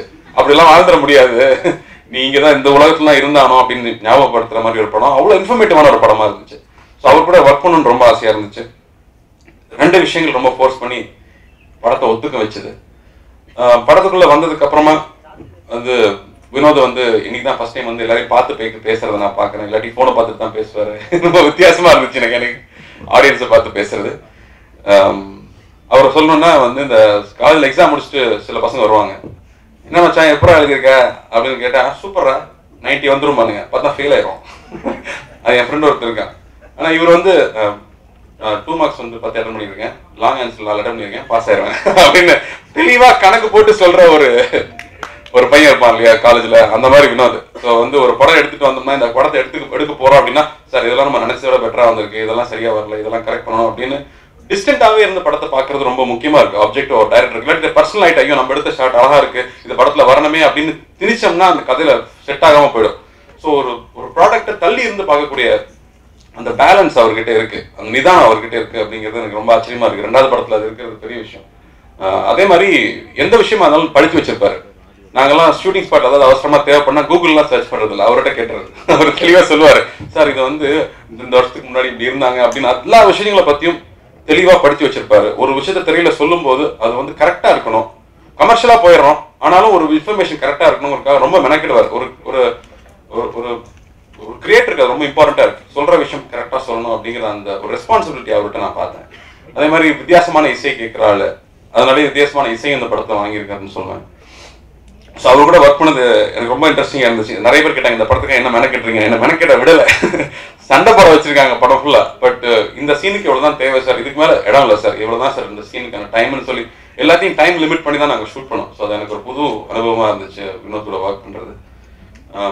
அவ்வளோ இன்ஃபர்மேஷன் வச்சிருந்தாரு அந்த கேஸ் பத்தின விஷயங்கள். அந்த படத்தை இந்த கேஸ்ல ஒர்க் பண்ண சில ஆஃபீஸர்ஸ், ரிட்டையர்ட் ஆஃபீஸர்ஸ் கூட இந்த படத்துல நடிச்சிருக்காங்க சில பேர். ஸோ அதெல்லாமே வந்து எனக்கு ஒரு புது அனுபவமா இருந்துச்சு. ஏன்னா நிறைய இப்போ ஜிப்ரான் இன்ட்ரெஸ்டிங்கா பாயிண்ட் அவுட் பண்ணுறாரு. உண்மை விலைகள் மாதிரி படங்களோ குரணவசார மாதிரி படங்கள் வந்து நம்ம வந்து பத்திரிகைகளை படித்த செய்தியை வந்து திரைப்படமா நம்ம பார்த்துருக்கோம். அப்படி வந்து ஒவ்வொரு இயக்குனரும் வந்து வேற வேற காலகட்டத்தில் அந்த மாதிரியான கதைகளை தொடரும்போது வேற மாதிரி ப்ரெசென்ட் பண்றாங்க. அந்த வகையில் வினோத் தொடும்போது வேற மாதிரி ஒரு ப்ரெசன்டேஷனா இன்னைக்கு இருக்கிற யங்ஸ்டர்ஸ்க்கு ரிலேட் பண்ணிக்கூடிய படமா அந்த படம் இருக்கும்னு நான் நம்புறேன். அதுக்கப்புறம் வந்து சத்யா மாயா பண்ணி முடிச்சிருந்தாரு. பிரபு பயங்கர ரெக்கமெண்டேஷன், சத்யா போயிடலாம் இன்னைய ரொம்ப விற்கிறீங்க சத்யாவை, என்ன நடக்குது அப்படின்னு. இல்ல நல்லா பண்ணுவாப்ல சரி நானும் பாக்குறேன் அப்படின்னு சொன்னேன். ஒரு ஷூட்டிங் ஸ்பாட் வந்து இப்பதான் தெரிஞ்சுது. ஒரு ஷாட் எடுத்துட்டா அந்த ஷாட்டை ரசிக்கிற அளவுக்கு கூட டைம் வெயிட் பண்றது கிடையாது, அதுக்குள்ள அடுத்த ஷாட் போயிடுறது. ஏன்னா அங்கே அவ்வளோ ஷார்ட் எடுக்க வேண்டியது இருந்தது. இன்னொரு முதலே சொன்னாப்ல, சார் இந்த படம் நான் சிம்பிளாக வந்து ஒரு 60 நாள் எடுத்துட முடியாது சார். இந்த படத்துக்கு ஒவ்வொரு சீன் எடுத்துட்டாலும் அவ்வளோ ஷார்ட்ஸ் தேவைப்படுது, அவ்வளோ விஷயங்கள் கவர் பண்ண வேண்டியது இருக்கு. ஸோ சத்யா வந்து அதை எல்லாத்தையும் மேனேஜ் பண்ணாப்ல. அதுவும் நைட்லேயே ஷூட் பண்ணதுனால வெறியில வந்து ராஜஸ்தானை கொண்டு போய் கொடுத்த உடனே சில ஷார்ட்லாம் படத்தில் வரவே கூடாதுன்னு சொல்லியிருக்கேன். ஏன்னா இங்கிலீஷ் படம் மாதிரி இருக்கு, இதெல்லாம் போட்டுறாதீங்கன்னு சொல்லியிருக்கேன். அந்த மாதிரி ஷார்ட்ஸ் வந்து சத்யா எடுத்து கொடுத்துருக்காப்ல. அவர் கல்யாணம் ஆன கையோட ஒரே வாரத்தில் நாங்கள் தூக்கிட்டு போயிட்டோம் அவுட்டோருக்கு, பாவம். பட் அவர் சந்தோஷமா தான் இருக்காருன்னு நம்புறேன். கதிர் சார், போலீஸ் படம்னால கதிர் சார் வந்தே ஆகணும் போல இருக்கு. கதிர் சார் பொதுவாக வந்து வித்தியாசமான கதை இருந்தா கொடுங்கன்னு சொல்லுவாரு. ஆனா அவரா வந்து ஒரு வித்தியாசமான மறுபடியும் போலீஸ் கதையில வந்து ஒர்க் பண்ணியிருக்காரு. அவர் சொன்ன சவால்கள் வந்து பயங்கர இன்ட்ரெஸ்டிங். நானும் வந்து ராஜஸ்தான் போறோம், ஊருக்குள்ள மார்க்கெட்லாம் ஷூட் பண்ண போறோம், எந்த பிரச்சனையும் இருக்காது, கிரௌட்லாம் நம்ம எந்த டிஸ்டர்பன்ஸ் இல்லாம நீட்டா ஷூட் பண்ணிட்டு வந்துடலாம் அப்படின்னு சொல்லி மார்க்கெட்ல போய் இறங்குறோம். நம்ம கார்த்தி சார் அப்படின்னாங்க. என்ன நடக்குதுங்கன்னு பார்த்தா ஃபுல்லா நம்ம இது ஜிபி ரோடு சவுக்கார்பேட்டில் இருக்கிற மக்கள் ஃபுல்லா அங்க இருக்காங்க. ஆமா சார், தலைஜிபாலிக்கு வந்தேன் சார்னு சொல்லி அங்க ஒரு ஃபேமிலி இருக்கு, நவராத்திரி பூஜைக்கு வந்தேன் சார்னு. ஸோ ஃபுல் அண்ட் ஃபுல் நம்ம ஆளுங்க தான் இருக்காங்க. ஷூட்டிங் நாரிடுச்சு அங்க ஷூட் பண்ணி முடிக்கிறதுக்குள்ள. ஸோ அங்கேயும் அதே மாதிரி சவுண்ட் வந்து நம்ம இந்தியெல்லாம் பேச வேண்டிய அவசியம் இல்லை. ஓரம் போயா அப்படின்னா போலாம்ப்பா இருப்பா அப்படின்னாங்க ஒரு 10 பேர். ஸோ அந்த ராஜஸ்தான்ல ஷூட் பண்ணது எனக்கு ரொம்ப புதுசா இருந்துச்சு. அதுவும் இல்லாம நம்ம எல்லா படங்களும் ஹிந்தியில டப் பண்ணிடுறதுனால நம்ம ஆட்டோகிராஃப் வாங்குற அளவுக்கு நம்ம பிரபலமா இருக்கோம் ராஜஸ்தான்ல கூட. மியூசிக் பத்தி சொல்லணும் ஜிப்ரான் கிட்ட. இப்போ வந்து நம்மளுடைய டிராவல் பொறுத்து தான் பாட்டே அமையுது. காலைல உட்கார்ந்த உடனே கேட்கறதுக்கு ஒரு பாட்டு தான் செவத்தக்குள்ள இருக்கு. உட்கார்ந்த உடனே மார்னிங் ஃப்ரெஷ்ஷா ஆரம்பிக்கிறதுக்கு ஒரு மூடுக்கு ஒரு சாங் இருக்கு. சிக்னல்ல ரொம்ப நேரம் சிக்கிட்டோம்னா ஐயோ அப்படின்னு இருக்கிறப்போ அதுக்கு ஒரு ஐட்டம் சாங் இருக்கு, நல்லா கேட்கற அளவுக்கு. எனக்கு அந்த ஐட்டம் சாங் ரொம்ப பிடிச்சிருக்கு. அங்கதான் நம்ம ஒரிஜினாலிட்டி வெளியே வருது. அப்புறம் டிராவல்ல நின்று வண்டி மூவ் ஆனதுக்கு அப்புறமா கொஞ்சம் எனர்ஜியா வண்டி ஓட்டணும் அப்படிங்கும்போது ஹீரோ இன்ட்ரோடக்ஷன் சாங் அந்த மாதிரி ஒரு ஹார்ட் ராக் சாங்கா இருக்கு. அதுக்கப்புறம் நைட்ல வேலையெல்லாம் முடிச்சு நிதானமா வீட்டுல சண்டையெல்லாம் போட்டு முடிச்சதுக்கு அப்புறமா கேட்கணும்னு நினைச்சா நிதானமா உட்காந்து கேட்கற மாதிரி அழகான வார்த்தைகளோட அவ்வளோ லேயரிங்கோட ஒரு மியூசிக் இருந்துச்சு. ஜிப்ரான் சொன்ன மாதிரி எல்லா வெரைட்டியில வந்து ஒரு சோக பாட்டு, ஒரு ஒரு ஃபாஸ்டான ஒரு சாங், 2-3 லவ் சாங்ஸ் அப்படின்னு எல்லா கலவையிலையும் பாட்டு அமையிறது ரொம்ப ரேர். அந்த வகையில இந்த ஆல்பம்ல எல்லா கலர்லயும் சாங்ஸ் இருக்கு, வார்த்தைகள் ரொம்ப அழகா இருக்கு.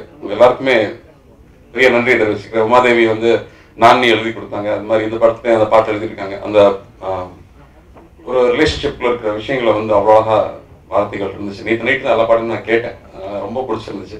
வித்தியாசமான ஒரு ஆல்பமாக தான் நான் பார்க்குறேன். எல்லாருக்குமே சூட் ஆகிற மாதிரியான வெவ்வேறு மூடுக்கு ஏற்ற மாதிரியான சாங்ஸ் இந்த படத்தில் அமைஞ்சிருக்கு. போஸ் வெங்கட் சார் வந்து சொல்லிட்டே இருப்பாரு, சிக்கிட்டீங்க சார் எங்கிட்ட பாரு.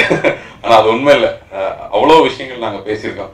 அவரோட வாழ்க்கையை பற்றி சொல்லியிருக்காரு. எனக்கு சத்தியமாக தெரியல சார், நீங்கள் ஆட்டோ டிரைவராக இருந்து ஒரு நடிகராக வந்திருக்கீங்க. ரஜினி சார் வந்து பஸ் கண்டக்டராக இருந்து வந்த மாதிரி ஒரு ஆட்டோ டிரைவராக இருந்து வந்திருக்காருங்கிறது சாதாரண விஷயமா சார். அவ்வளோ இன்ஸ்பைரிங்கா இருந்துச்சு. நம்மளாம் நிறைய உழைக்கணும்னு நான் அவரை பார்த்து கத்துக்கிட்டேன். அவ்வளோ விஷயங்கள் பண்றாரு. அதுவும் இல்லாமல் அண்ணா கூட சிங்கத்தில் நடிச்சதுனால அவர் கூட கம்பேர் பண்ணிட்டீங்கன்னா பிச்சு போடுவேன்னு சொல்லிட்டேன். அந்த கேரக்டர் இல்லை, நான் கத்தி எல்லாம் அந்த படத்துல பேச முடியாது, நான் சாப்பிட்டாதான் பேசுவேன்னு சொல்லி, அதனால அதுக்காக எனக்கு நடிக்க தெரியாது நினைச்சுக்காதீங்க, நான் கத்தி பேசிட்டேன் ஆல்ரெடின்னு சொல்லியிருக்கேன் அவர்கிட்ட. இல்லாட்டி மார்க் போட்டுட்டே இருப்பாங்க, சூர்யா சார் 10-5 தான் அப்படிங்கிற மாதிரி மார்க் போட்டுக்கிட்டே இருப்பாரு. அப்புறம் தான் வினோத் சார் சொல்லுவாரு, சார் இந்த ஷார்ட் செட்டப் பண்ணணும், அப்புறம் பார்த்துப்பாருங்க அவர் இருக்காருங்க அப்படின்றோம். ஏன்னா ஃபுல் அண்ட் ஃபுல் வந்து போஸ் பார்த்துக்குவாரு. ஒரு ஷூட்டிங் ஸ்பாட்ல ஒரு ஆர்டிஸ்ட் நடிப்பு சொல்லி கொடுக்குறதா இருந்தாலும் சரி, எதுவாக இருந்தாலும் அவரை கேட்டு நாங்கள் கற்றுக்குறோம். ஒரு கூகுள் மாதிரி இவங்களுக்கு ஒரு டிக்ஷனரியாக வச்சுக்கிட்டோம். ஒரு ஒரு நல்ல டைம் ஸ்பெண்ட் பண்ணுவோம். அந்த படம் வெளியூரில் ஷூட் பண்ணதுனால காஸ்டியூம்ஸ்னு வரும்போது பூர்ணிமாட்ட நம்ம பூர்ணிமா வந்து வீட்லேயே வளர்ந்த பொண்ணு. ஸோ வந்து கூப்பிட்டு நீங்கள் காஸ்டியூம் பண்ணணும்னு சொல்லி ஃபர்ஸ்ட் டைம் ட்ரை பண்ணோம். போலீஸ் ஆஃபீஸர்ஸ்னாலே ஒரு மாதிரியான ட்ரெஸ்ஸிங் இருக்கும்போது இல்லை இன்னும் கொஞ்சமாவது ஸ்டைல் இருக்கட்டும். சின்ன டவுன்லேருந்து வந்த ஒரு போலீஸ் ஆஃபீஸர் தான், சிட்டியில் இருக்கிற ஒரு ஸ்டைலிஷான இங்கிலீஷ் பேசுகிற போலீஸ் ஆஃபீஸர் கிடையாது. அதனால வந்து ஒரு ஸ்மால் டவுனில் வரும்போது அதுக்கு ஒரு ட்ரெஸ் ஸ்டைல் இருக்கணும் போது இந்த ஆர்கானிக் மெட்டீரியல் பிடிச்சிட்டு இருந்தாங்க. ஸோ அதுவும் ஒரு சந்தோஷமா இருந்தது. ஒரு ஆர்கானிக் ஃபார்மிங் பண்ணுறவங்க, ஒரு காட்டன், அந்த காட்டன் மட்டுமே தான் யூஸ் பண்ணோம் படத்தில் ஃபுல்லாக எனக்கு. ஸோ அதில் வெரி ஹாப்பி. டியூலாங்கிற ஒரு பிராண்ட் யூஸ் பண்ணோம்.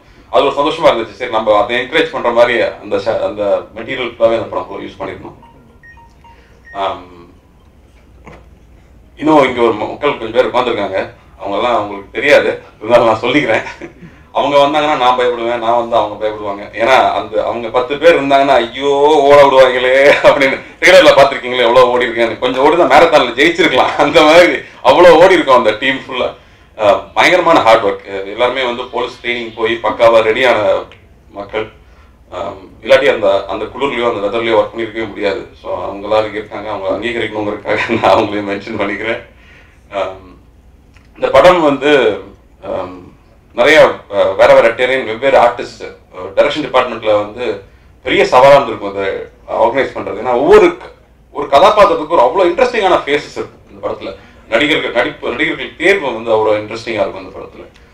அந்த மாதிரி டீட்டெயில் வந்து நான் பார்த்து ரொம்ப நாள் ஆயிடுச்சு. மெட்ராஸ்ல அந்த மாதிரி நான் பார்த்தேன். ஒவ்வொரு கதாபாத்திரத்தையும் மெனக்கெட்டு செலக்ட் பண்ணியிருந்தாங்க. ஸோ அந்த கேரக்டர் வரும்போதே கரெக்டாக இருக்கும், அவன் நடிக்கணுங்கிற அவசியம் கூட இருக்காது. அந்த மாதிரி இன்ட்ரெஸ்டிங்கான நிறைய தியேட்டர் ஆக்டர்ஸ் இந்த படத்தில் நடிச்சிருக்காங்க, நார்த் இந்தியாவிலேருந்து வந்திருக்காங்க. ஆக்ஷன் சீக்வன்ஸ் வந்து திலீப் மாஸ்டர் இந்த படம் பண்ணியிருக்காரு. ஆல்ரெடி கொம்பன் அவர்கிட்ட ஒர்க் பண்ணியிருக்கேன். பட் இது வந்து ஒரு ஃபுல் ஃபிளெஜ்ட் ஆக்ஷன் ஃபிலிம். நான் சொன்னேன், இந்த ஒரு கால் ஷீட் எடுத்து காமிச்சாங்க ராஜஸ்தான் போய், ஏதாவது என்னங்க பண்றோம்னு கேட்டா ஃபர்ஸ்ட் 5 நாள் ஃபைட் சார், அப்புறம் 1 நாள் கார்ல சேஸ் சார், அப்புறம் 5 நாள் ஃபைட் சார். ஏங்க நடுவில் வேற வேலையே இல்லையா எனக்கு? என்ன ஃபுல் படம் வந்து ஒரு ஆக்ஷன் ஃபிலிம் தான். அதனால வந்து ரா ஃபிலிம்லாம் இல்லை, ஒரு கமர்ஷியலான ஃபிலிம் தான் இது. ஆனால் அதில் இருக்கிற ஒரு போலீஸ் ஆஃபீஸரா நம்ம ரெப்ரசென்ட் பண்றது வந்து ஒரு உண்மைக்கு பக்கத்துலேயே இருக்கும் அப்படின்னு தான் நான் சொல்ல முடியும். அஃப்கோர்ஸ் சண்டையெல்லாம் போட்டிருக்கேன், பஸ் மேலாம் பறந்துலாம் சண்டையெல்லாம் போடுறோம். இருந்தாலும் வந்து ஆஃபீஸரா அவன் என்ன செய்யக்கூடியங்கிறது அவனோட லிமிடேஷன்ஸ் வந்து இதில் நீங்கள் பார்க்கலாம். ஒரு சிஸ்டம்குள்ள இருக்கிற பிரச்சனைனால ஒரு ஆஃபீஸருக்கு இருக்கிற லிமிடேஷன். அப்புறம் இன்னும் சொன்ன மாதிரி சுற்றி இருக்கிற போலீஸ் ஆஃபீஸர் மேலே நமக்கு ஒரு தப்பான எண்ணங்கள் இருந்தாலும் சின்சியரான ஆஃபீஸர்ஸ் அவ்வளோ பேர் இருக்காங்க. வெறும் சம்பளத்துக்காக வேலை செஞ்சால் அந்த தொழில் இருக்கவே முடியாது. என்றைக்கோ வேலையை விட்டு போயிடலான்னு தோன்றக்கூடிய ஒரு தொழிலாக தான் அந்த தொழில் இருக்கு. அது உள்ள போய் நான் மக்கள்கிட்ட பேசும்போது தெரிஞ்சுக்கும் போது ஒரு 6 கோடி பேருக்கு 1 லட்சம் போலீஸ் ஆஃபீஸர்ஸ் இருக்காங்கன்னா எப்படி அவங்க போய் ஒர்க் பண்ண முடியும்? எப்படி அந்த இடத்துல போய் அவங்க வந்து நிற்க முடியும்? அதுக்கு வந்து எப்படி டாக்டர்ஸ்ங்கிறது வந்து ஒரு சர்வீஸ் ஓரியன்டட் வேலையா இருக்குதோ அது மாதிரி வந்து போலீஸ் ஆஃபீஸர்ஸ்க்கு வேலையும் ஒரு சர்வீஸ் ஓரியன்டட் வேலையா தான் இருக்குது அப்படின்னு நான் உள்ள போய் பார்க்க புரிஞ்சுது. ஸோ மறுபடியும் ஒரு போலீஸ் ஆஃபீஸராக நடிக்கிறது வந்து எனக்கு ரொம்ப சந்தோஷம். எப்பவுமே ஆக்டர்ஸ்க்கு வந்து ஹீரோஸ்க்கு வந்து யூனிஃபார்ம் போடுறது ரொம்ப பிடிக்கும். இதில் யூனிஃபார்ம் கம்மியாக தான் போட்டிருக்கேன், இருந்தாலும் போலீஸ் ஆஃபீஸராக இருக்கிறது வந்து ரொம்ப சந்தோஷமா இருந்தது. அந்த உண்மை கதை பேஸ் பண்ணி நிறைய விஷயங்கள் அந்த விஷயங்களை பற்றி தெரிஞ்சுக்கிறது. அதே மாதிரி இந்த படம் நிறைய விழிப்புணர்வு ஏற்படுத்தும். நம்ம நார்மலா நம்ம ஊர்ல இருக்கிற மக்களுக்கு நிறைய விழிப்புணர்வு ஏற்படுத்தும். நிறைய புது விஷயங்கள் வந்து டிபார்ட்மெண்ட் பத்தியும் பப்ளிக் பத்தி நீங்க தெரிஞ்சுக்குவீங்க. ப்ரொடக்ஷன் டிபார்ட்மெண்ட் வந்து இந்த படத்துக்கு போராடி இருக்காங்க. ஏன்னா ஜெய்சல்மார் வந்து ஆல்மோஸ்ட் பாகிஸ்தான் பார்டர் கிட்டே இருக்கிற இடம் அது. எதுவாக இருந்தாலும் ஒரு 600 கிலோமீட்டர் தாண்டி தான் தூக்கிட்டு போனோங்கும் போது நிறைய பிளானிங் பண்ண வேண்டியது இருந்துச்சு. ஸோ ப்ரொடக்ஷன் டீம் வந்து பெரிய ஒர்க் இந்த படத்துல. ஏன்னா மறுபடியும் 1001 ஞாபகம்லாம் வந்துச்சு எனக்கு ராஜஸ்தான் போன உடனே. ஏன்னா அந்த குளிர் மார்னிங்ல எவ்வளோ கோல்டா இருக்கும், மத்தியானத்துல அந்த அளவுக்கு எக்ஸ்ட்ரீம் வெயிலா இருக்கும். பட் அவ்வளோ என்ஜாய் பண்ணோம். அண்ட் இந்த படத்துக்கு வந்து ஹீரோயின் வந்து யார் போகலாம் நிறைய யோசிச்சு கடைசியில் வந்து ராகுல் ஃபைனலைஸ் பண்ணோம். டைரக்டருக்கு எனக்கும் நம்பிக்கையே வரல. அவங்களுக்கு நான் வந்து அடிக்கடி மெசேஜ் எல்லாம் அனுப்புவேன், பாருங்க தமிழ் பொண்ணுங்க இந்த மாதிரி தான் எங்க ஊர்ல ட்ரெஸ் பண்ணுவாங்க, இப்படிதான் இருப்பாங்க அப்படின்னு படம் ரெஃபரன்ஸ் எல்லாம் வேற அனுப்புறேன். பட் அவங்க வரும்போது பார்த்தா எல்லாம் புரிஞ்ச மாதிரி பர்ஃபெக்டா இருந்தாங்க. அவங்களோட காஸ்டியூம்ஸ் இருக்கட்டும், அவங்களோட பெர்ஃபார்மன்ஸ் ஆகட்டும், முன்னாடி அவங்க மற்ற படங்களை பார்த்தது மாதிரி இல்லாம இந்த படத்துல வந்து வேற ஒரு பெர்ஃபார்மன்ஸ் நான் பார்த்தேன். ரொம்ப ரியலா ரொம்ப நேச்சுரலா இருந்துச்சு. ஷூட்டிங் ஸ்பாட்டே சந்தோஷமா இருக்கும். ஏன்னா வெறும் ஆம்பளையிலேயே பார்த்து ஷூட்டிங் ஸ்பாட்ல ஃபைட்டா எடுத்து முடிச்சு கடைசியா தான் நாங்க எல்லா ராகுல் கூட இருக்கிற சீன்ஸ் எடுத்தோம். ஸோ ஷூட்டிங் ஸ்பாட்டே சந்தோஷமா இருக்கும். பாட்டு போட்டுக்கிட்டு இருப்பாங்க, லைட்டு தூக்கிட்டு போறவங்க ஒரு ஜாலியா இருக்கும், ஒரு மூட்ல போவாரு. ஸோ ஹீரோயின் வந்தோடனே எப்பவுமே சாங் மாதிரி ஷூட்டிங் ஸ்பாட்டும் ஜாலியா இருந்துச்சு. நிச்சயமா அவங்களுக்கு ஒரு முக்கியமான கேரக்டரா இருக்கும், முக்கியமான ஞாபகம் வச்சுக்கிற படமா இருக்கும் நான் நம்புறேன். சாங்ஸ்ல அதே மாதிரி சத்யா அவங்களை காமிச்ச விதமாகட்டும், அவங்க பெர்ஃபார்ம் பண்ண விதமாகட்டும், இந்த படம் வந்து ஆனஸ்டான அட்டம்ப்டா இருக்கு. அவர் என்ன கேட்டாரோ அது மட்டும் நான் பண்ணி கொடுத்துருக்கேன், எக்ஸ்ட்ரா எதுவும் பண்ணலை. பட் மியூசிக் ஆகும், எல்லா டிபார்ட்மெண்ட்டோட ஒர்க்கும் அவங்களோட பெஸ்ட் எஃபர்ட் அந்த படத்தை கொடுத்துருக்காங்க. ஸோ படம் நல்லா வந்திருக்கு, எங்கேஜிங்கான ஃபில்மாக இருக்குது. அவர் சொன்ன மாதிரி எங்கேஜிங்கான ஃபில்மாக இருக்குன்னு நான் நம்புகிறேன். ஸோ உங்கள் சப்போர்ட் எப்பவுமே இருக்கும்னு தெரியும். பட் இந்த மாதிரியான தருணங்களில் தான் எல்லா விஷயங்களும் ஷேர் பண்ணிக்க முடியும். ஒரு படத்தில் ஒர்க் பண்ண எக்ஸ்பீரியன்ஸ், ஏன்னா ஒரு படங்கிறது ஒரு 6 மாதம் ஒரு 8 மாதங்கிறது ஒரு லைஃப்பில் போயிடுது. பட் அதில் நிறைய விஷயங்கள் கற்றுக்கிறோம். அந்த வகையில் இந்த படம் வந்து பெரிய லேர்னிங்காக இருந்திருக்கு. ஒரு புது டீம் கூட ஒர்க் பண்ணுறது, போலீஸ் ஆஃபீஸர்ஸ் பற்றின பல விஷயங்கள் புதுசாக நான் கற்றுக்கிட்டேன் இந்த படத்தில். ஸோ இந்த படம் பெரிய வெற்றி பண்ணணும்னு ஆண்டவனை வேண்டிக்கிறேன். மழையாக பேஞ்சிக்கிட்டு இருக்கு, இந்த டைமில் நல்லபடியாக படம் வந்து ரிலீஸ் ஆகி ப்ரொடியூசர் சேஃப் ஆகணும்னு நான் ஆண்டவனை வேண்டிக்கிறேன். நன்றி. செல்போன்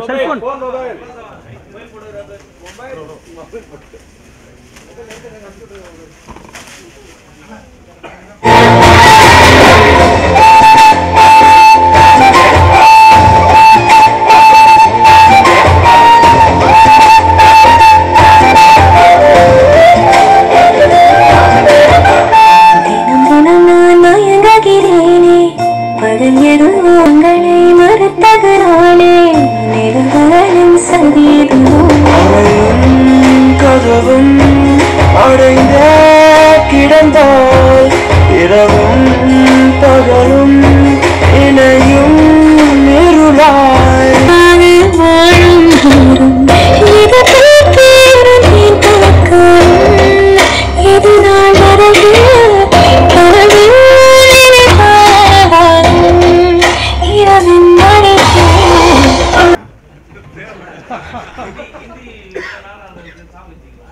இல்லை வில்லன் அந்த பாயிண்ட்லாம் இல்லைண்ணா, டிபிக்கல் வில்லன்லாம் இல்லை. இது வந்து நமக்கு தெரிஞ்ச கதை, பட் படம் டிபிக்கலாக இருக்காது. படத்தில் கரெக்டான இடத்துல இந்த பாட்டு வரும். ஸோ இந்த பாட்டு பயங்கர என்டர்டைனிங்காக இருக்கும், தேவைப்படுது. அதான் வச்சுருக்கோம்.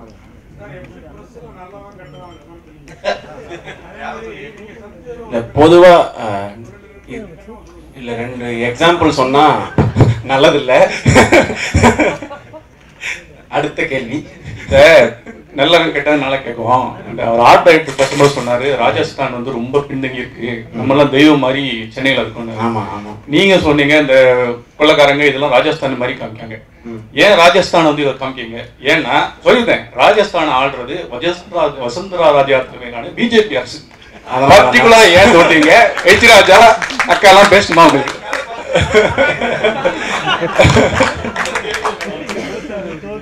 கேள்வி இன்னொரு வாட்டி கேளுங்க. அதாவது பிஜேபி தலைமையிலான ராஜஸ்தான கொள்ளைக்காரர்களாகவும் அவரும் சொல்றது காமிக்க வேண்டிய காரணம் என்ன? இது ஆன்டி இருந்து வர கேள்வி மாதிரி இருக்கு. அடுத்து பதில் சொல்லிய என்ன பதில்? செந்தில் சார், கான்ட்ரவர்சி கோடிக்கணக்கில் வேல்யூ இருக்குல்ல. இல்லை இதில் அரசியல் அரசாங்கம் அது சம்மந்தப்பட்ட பிரச்சனை இல்லை.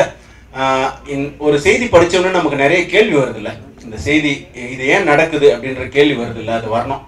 நமக்கு ஒரு விஷயத்தை பற்றி நிறைய டீட்டெயில்ஸ் தெரிஞ்சுக்கும் போது அது சம்மந்தமான ஒரு தெளிவான முடிவை நம்ம எடுக்க முடியும்.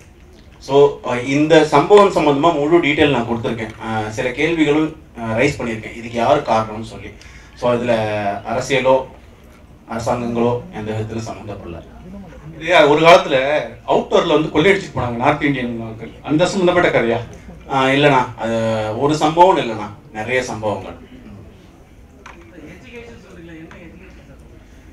எஜுகேஷன்னா ஒரு விஷயம் சம்மந்தமா நிறைய தெரிஞ்சுக்கிறது இருக்குல்லண்ணா, அதான் எஜுகேஷன். நீங்கள் சயின்ஸ் படிக்கிறீங்கன்னா சயின்ஸ் சம்மந்தமாக நிறைய படிக்கிறீங்க. ஸோ இப்போ நான் ஒரு கிரைம் எடுக்கிறேன்னா அந்த கிரைம் சம்மந்தமாக நீங்கள் நிறைய தெரிஞ்சுப்பீங்க, அதுதான் எஜுகேஷன் சொல்லுவேன். அந்த மாதிரி இதில் ஒரு விஷயம் இருக்கு, அதான் கதை.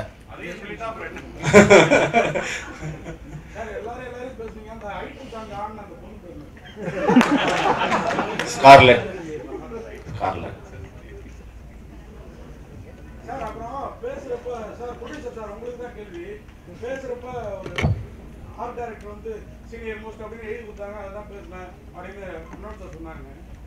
உங்களை அது மாதிரி ரொம்ப சாமிங்கா என்ன பண்றது?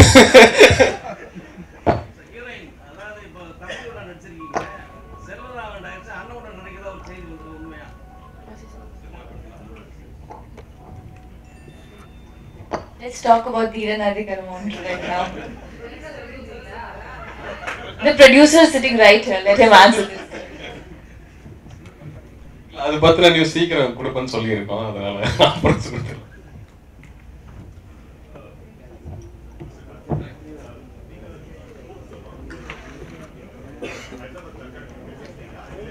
இல்ல இங்க நம்ம ஊர்ல இருக்கிறோம்.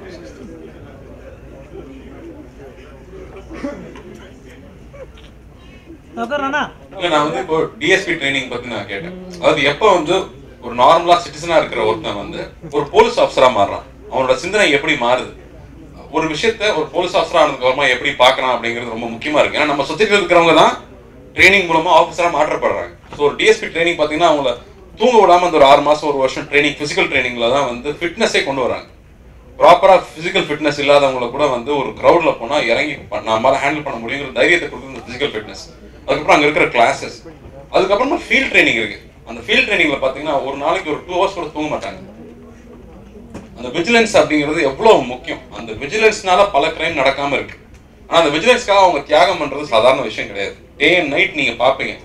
அது ஒரு கார்ல ஒரு ஜீப்லயே உட்காந்துட்டு இருப்பாங்க, அங்கேயே வாங்கி சாப்பிட்டுக்குவாங்க, எங்க பாத்ரூம் போவாங்க? அதை நம்ம எப்பாவது யோசிச்சு பார்த்துருக்கோமா? எப்பாவது ரெஸ்பெக்ட் பண்ணியிருக்கோமா?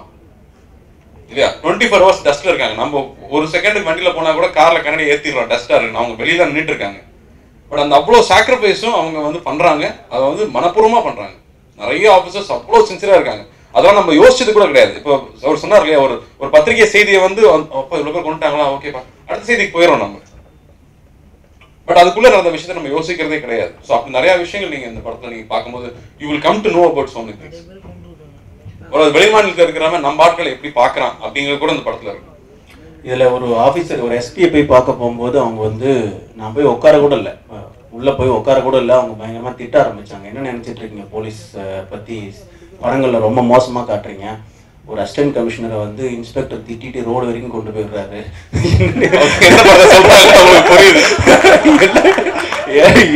எல்லாம் நினைச்சிட்டு இருக்கீங்க அப்படின்னு சொல்லிட்டு அதெல்லாம் நடக்கக்கூடாதுன்னு தான் நான் உங்களை பார்க்க வந்திருக்கேன் அப்படின்னு சொன்னேன். உட்காருங்க அப்புறம் தான் உட்காருங்க. ஸோ நமக்கு அதில் ஒவ்வொரு வார்த்தையை வந்து ஒரு ட்ரெயினி எப்படி கூப்பிடுவாங்க அப்படின்னா கேடட்னு கூப்பிடுவாங்க. ஸோ அந்த வேர்டு கூட நமக்கு புதுசு. எப்படி நிற்கணும், எப்படி சல்யூட் பண்ணணும், எப்போ வெளியே போகணும், இப்படி நிறைய பேசிக் ரூல்ஸ் இருக்குது. அதெல்லாம் கற்றுக்கிட்டாரு ஒரு ரிட்டையர்ட் போலீஸ் ஆஃபீஸர் மூலமா.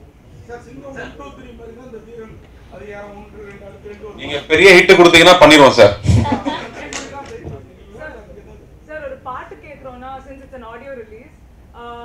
A lot of times the lyrics are also very important.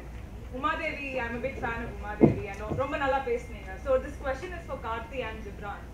Neenga, I mean, when you create a song, how important is the lyrics? And since I've been following Uma Devi's lyrics for a while, be it Nani or this particular song, if I can have a response from Karthi and Gibran as well. First சொல்லிடுறேன். அப்போ நீங்க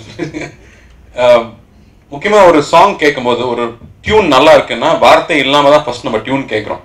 கேட்ட உடனே நமக்கு அது பிடிச்சிருக்கா, அந்த particular மோமெண்ட்ல cinema அந்த படம் பாட்டு வரும்போது நமக்கு என்ன அந்த இம்பாக்டை ஏற்படுத்துதுங்கிறது ஃபர்ஸ்ட் நம்ம வந்து உணர்வு ரீதியாக தான் வந்து எஸ் நோ சொல்றோம். கேட்ட உடனே நல்லா இருக்கு சார், சூப்பரா இருக்கு, மூவிங்கா இருக்கு, எனர்ஜெட்டிக்கா இருக்கு அப்படின்னு சொல்லிடுறோம். ஆனா ஒரு பாட்டை மறுபடியும் கேட்க வைக்கிறது லிரிக்கா தான் இருக்கு. லிரிக்ல தான் ஒரு கதை சொல்ல முடியுது. மியூசிக் அஃப்கோர்ஸ் வந்து அதுக்கு மொழி தேவையில்லை, அந்த மியூசிக்கே வந்து உங்களை எமோட் பண்ண வைக்க முடியும். ஆனா ஒரு பாட்டை மறுபடியும் கேட்கணும்னா அந்த வார்த்தைகள்ல வந்து ஆழம் இருந்துச்சுன்னா நீங்க வந்து அவ்வளோ பர்சனலா ரிலேட் பண்ணிக்குவீங்க. அந்த song becomes lives for ever. Song lives for ever. அப்படிதான் நான் நினைக்கிறேன். இல்லை எப்பவுமே டிரெக்டர்ஸோட வாய்ஸ் தான் லிரிக்ஸ் ரைட்டர்ஸ் ஆக்சுவலி. பிகாஸ் ஏன்னா நாங்கள் ஒரு மியூசிக்கில் என்ன சொல்லணும்னு நினைக்கிறதோ அதை எங்களுக்கு சொல்கிறதுக்கு இன்ஸ்ட்ருமெண்ட்ஸ் இருக்குது, சிங்கர்ஸ் இருக்காங்க, மெலடி இருக்குது, நோட்ஸ் இருக்குது. பட் என்னன்னா அந்த ஒரு கேரக்டர் அந்த ஒரு சாங் ஸ்டார்ட் ஆகும்போது என்ன இமோஷனில் இருக்கணும், எண்ட் ஆகும்போது என்ன இமோஷனில் இருக்கணும். பட் உமாதேவி அவங்க சம்பாதிச்சிருக்க ஒரு விஷயம் என்னென்னா கொஞ்சம் காம்ப்ளிகேட்டட் சுச்சுவேஷனாக இருக்குது. ஓகே உமாதேவி கூட்டலாம். ஸோ ஏன்னா அவங்க ஒரு ஏன்னா எப்போவுமே பெண் எழுத்தாளர்கள்கிட்ட எனக்கு பர்சனலி ரொம்ப ஆழம் இருக்கும்னு பார்ப்பேன்.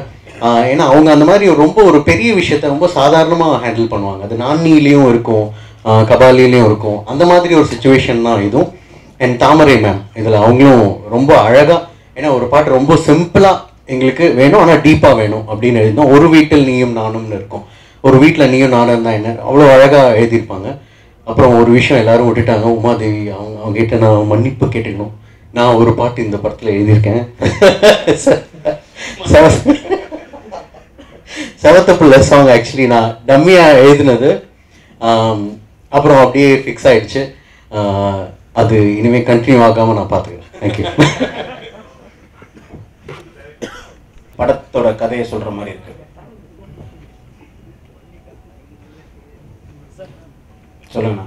தெரியலாம், பரவாயில்ல. கொஸ்டின் மட்டும் காதில் வந்துக்கோங்க. கேட்குதுங்களா? தேங்க்யூ. இப்போ வந்து ஒரு குறிப்பிட்ட ஒரு டெரிட்டரியில் வாழ்கிற ஒரு ஆளுக்கு, ஒரு பர்சனுக்கு ஒரு ஹிஸ்டாரிக்கல் சப்கான்சியஸ் இல்லை, அந்த நிலத்தை பற்றின ஒரு மெமரி இருக்குது பாருங்கள். உதாரணத்துக்கு நம்ம இங்கே தமிழில் எம்ஜிஆர் படங்கள்லேருந்து விஜய் படங்கள் வரைக்கும் பார்க்குறோம். சாப்பிட்ற உணவுலேருந்து பார்க்குற மக்கள், படிக்கிற புஸ்தகங்கள், இதெல்லாம் இப்படி அந்த நிலத்துக்கான மெமரியை வச்சு அவருடைய வரலாற்று ஆழ்மனத்தை வச்சு தான் ஒரு புது விஷயத்தை அணுக முடியுது, அப்ரோச் பண்ண முடியுது. இதே மல்டிலிங்குவல்னு வரும்பொழுது டோட்டலாக என்டையராக இந்த ஹிஸ்டாரிக்கல் சப்கான்ஷியஸ் ரெண்டு கேரக்டருக்குமே டிஃபர் ஆகுதும். தமிழ்லேருந்து போகிற ஒரு ஆளுக்கும் சரி, அதே ஹீரோ வந்து ஒரு தெலுங்கு ஃபிலிமில் வரும்பொழுது டோட்டலாக என்டையராக ஒரு மெல்லிய கூடு நடுவில் வருது. இது எப்படி வந்து மல்டிலிங்குவல் ஃபிலிமில் வந்து மேட்ச் பண்ணுறீங்க? ஒரு எக்ஸாம்பிள் சொல்லணும்னா, ஏழாம் அறிவில் வந்து ஸ்ருதிகாசன் சொல்கிறாங்க, இந்த நான் பண்ணுற ரிசர்ச்சுக்கான எல்லாத்தையுமே வந்து மெட்டீரியல்ஸ் எல்லாத்தையுமே வந்து தமிழ்லேருந்து நான் எடுத்தேன் அப்படின்னு, போதி தர்மன் அவரை பற்றி. இதே தெலுங்கு அப்படின்னு வரும்போது நான் தெலுங்குலேருந்து எடுத்தேன் அப்படின்னு சொல்ல வேண்டியது நான் இந்த படத்தில் அந்த ப்ராப்ளம் இல்லைன்னா, இந்த படம் வந்து தமிழ்நாட்டில் நடக்கிற கதைன்னு தான் தெலுங்குலேயும் சொல்கிறோம். தேங்க்யூ. தேங்க்யூ.